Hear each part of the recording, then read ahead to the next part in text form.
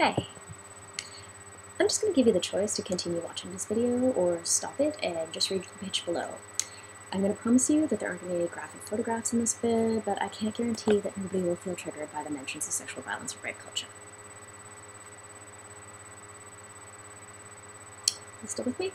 Okay. Hey, I am Shannon, and I really hope you decide to help me fund this project. As a parent and a community worker and an educator, I've spent much of the last 2 decades doing social justice, sexual and reproductive health, and anti-sexual violence work. Since shifting my career path to classroom teaching, I'm in a really different place right now with my ability to influence young people through education. I found myself asking how I can continue to do the work that I've done for so long with such passion in such a new context, and with the support of some really great mentors, I've managed to incorporate a social justice framework into all of my teaching. And I recognize this week, though, that not everybody in the field has had the benefit of so many amazing role models, both inside and outside the classroom. And in the wake of the sexual assault of Jane Doe in Steubenville, Ohio, I've heard a lot of parents and activists and educators asking, so how do we talk to our kids about this? How do we talk to our students about this? To our community group members about this? So before we go any further, I think it's really important to throw in a definition. I'm going to be talking about rape culture. And what is it? It's this idea that sexual violence, and particularly against girls and women, but not exclusively, is inevitable. It's this idea that victims are held responsible for what happens to them, and where people excuse and justify, and even sometimes condone, if you're looking at those people who are gleefully hoping that these 2 boys who have been convicted of sexually assaulting Jane Doe are raped in prison. Before Steubenville, there was Cleveland, Texas. An 11-year-old girl was repeatedly raped, photographed, videotaped, and her images were shared via cell phone by more than 20 boys and men, ranging from middle school age to 27 years old. Some had previous criminal records, while others were on the high school basketball team. One was the son of a school board member. The quotations you're reading were taken from a New York Times article published March 8, 2011. A few months after the police investigation began. These boys have to live with this the rest of their lives. Where was her mother? And how dare she hang out at the playground with teenage boys well dressed that way? The day the Steubenville verdict came in, I tweeted, "What are you doing in your life to foster a culture of consent?"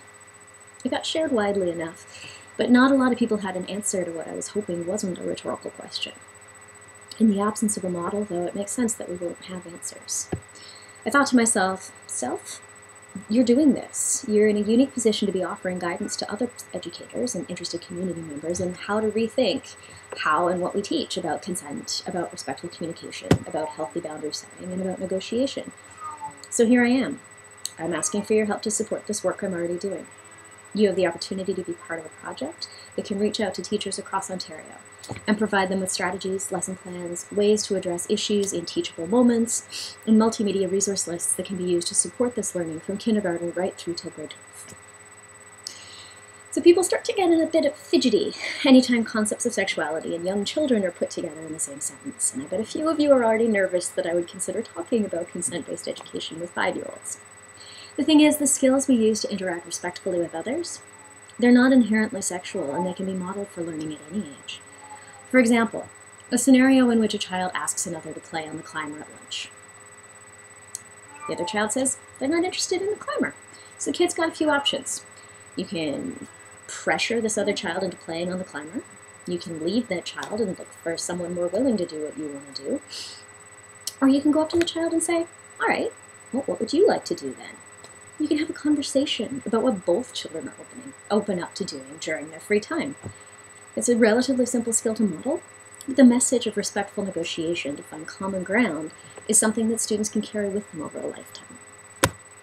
So as I said, I'm currently restricting my work to an Ontario focus, and it's where I live, it's where I teach, and it's what I already know. So it's the stuff that's most familiar to me, and the stuff that I've already been working on curriculum-wise has been in this context. If I manage to raise more funds than what I've requested, I hope to be able to expand my vision to adapt the resources I develop to other provinces and territories. I don't have any fiddly bits to offer you in exchange for your money. All I can offer you is the knowledge that your funds will pay for my labor as I put together this resource I'll offer for absolutely no cost to any user ever. I've started a Facebook fan page called Creating Consent Culture by Providing Youth the Tools. Like the page, add relevant web links, tell me what's worked for you as a teacher, as a parent, as somebody who's worked in the field, as somebody who just has an idea. Tell me what you want support with in your classrooms or in your parenting even.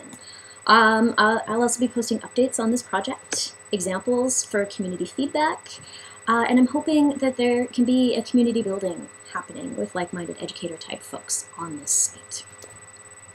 So thank you so much for watching this video, for reading the pitch below, and for, if you can fund me, that's amazing. If you can't, that's okay too. Just spread the word, share this page, speak out against rape culture, incorporate consent-based culture in your classrooms, in your parenting, in your day-to-day life, and